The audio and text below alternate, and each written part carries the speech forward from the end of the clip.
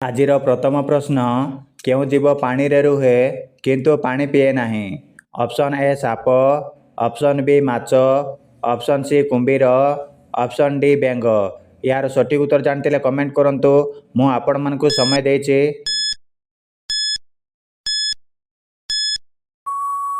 ଏହାର ସଠିକ୍ ଉତ୍ତର ହେଉଛି ଅପସନ୍ ଡି ବେଙ୍ଗ। ପରବର୍ତ୍ତୀ ପ୍ରଶ୍ନ, ବାସି ପାଣି ପିଇଲେ କେଉଁ ରୋଗ ଭଲ ହୋଇଥାଏ? Option A gas, option B ଅର୍ଶ, ଅପସନ୍ ସି କିଡନୀ ରୋଗ, ଅପସନ୍ ଡି ଦୁର୍ବଳତା।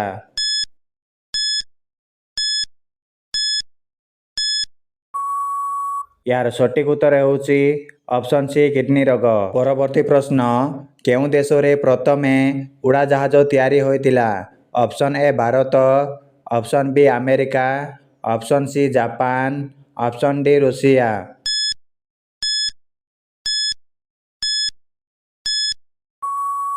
ଏହାର ସଠିକ୍ ଉତ୍ତର ହେଉଛି ଅପସନ୍ ବି ଆମେରିକା। ପରବର୍ତ୍ତୀ ପ୍ରଶ୍ନ, କେଉଁ ଜୀବ ଛୁଆ ଜନ୍ମ କରିବା ପରେ ମରିଯାଏ?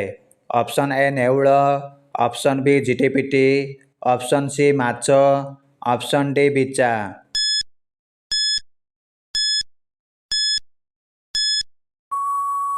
ଏହାର ସଠିକ୍ ଉତ୍ତର ହେଉଛି ଅପସନ୍ ଡି ବିଛା। ପରବର୍ତ୍ତୀ ପ୍ରଶ୍ନ, କେଉଁ ପଶୁ ଆକାଶକୁ ଦେଖିପାରେ ନାହିଁ?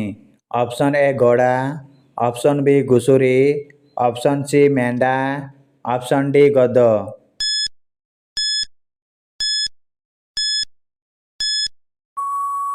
ଏହାର ସଠିକ୍ ଉତ୍ତର ହେଉଛି ଅପସନ୍ ବି ଘୁଷୁରୀ। ପରବର୍ତ୍ତୀ ପ୍ରଶ୍ନ, ଓଡ଼ିଶାରେ ପ୍ରଭୁ ରାମଚନ୍ଦ୍ରଙ୍କର ମନ୍ଦିର କେଉଁଠାରେ ଅବସ୍ଥିତ? Option A Cuttack, option B Bhubaneswar, option C Puri, option D Angul.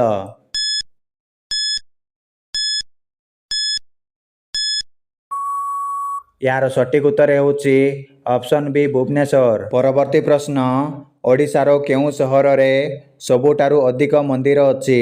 Option A Puri, option B Brahmapur, option C Bhubaneswar, option D Cuttack.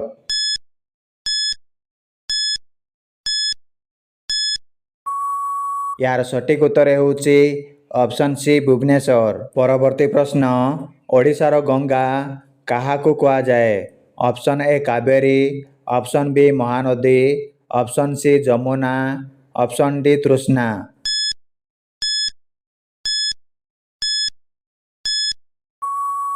ଏହାର ସଠିକ୍ ଉତ୍ତର ହେଉଛି ଅପସନ୍ ବି ମହାନଦୀ। ପରବର୍ତ୍ତୀ ପ୍ରଶ୍ନ, ଓଡ଼ିଶାର ଭାତହାଣ୍ଡି କାହାକୁ କୁହାଯାଏ?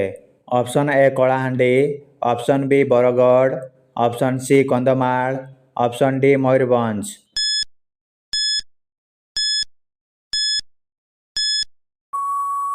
ଏହାର ସଠିକ୍ ଉତ୍ତର ହେଉଛି ଅପସନ୍ ବି ବରଗଡ଼। ପରବର୍ତ୍ତୀ ପ୍ରଶ୍ନ, ଦୁନିଆରେ ସବୁଠାରୁ ପରିଶ୍ରମୀ ଜୀବୀ କିଏ? ଅପସନ୍ ଏ ହାତୀ, ଅପସନ୍ ବି ଭାଲୁ, ଅପସନ୍ ସି ପିମ୍ପୁଡ଼ି, ଅପସନ୍ ଡି ବାଘ।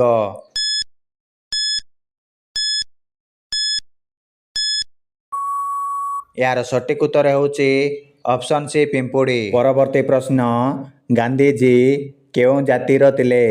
ଅପସନ୍ ଏ ଚମାର, ଅପସନ୍ ବି ବ୍ରାହ୍ମଣ, ଅପସନ୍ ସି ବଣିଆ, ଅପସନ୍ ଡି ତେଲି।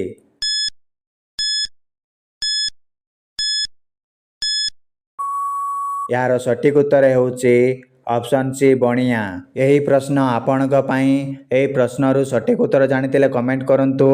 ଏହାର ପ୍ରଶ୍ନ ରହିଛି, ଭାରତର ଜାତୀୟ ଫୁଲ କ'ଣ ଅଟେ? ଅପସନ୍ ଏ ଗୋଲାପ ଫୁଲ, ଅପସନ୍ ବି ଜସ୍ମିନ୍ ଫୁଲ, ଅପସନ୍ ସି ନାଗପୁଷ୍ପ ଫୁଲ, ଅପସନ୍ ଡି ପଦ୍ମ ଫୁଲ।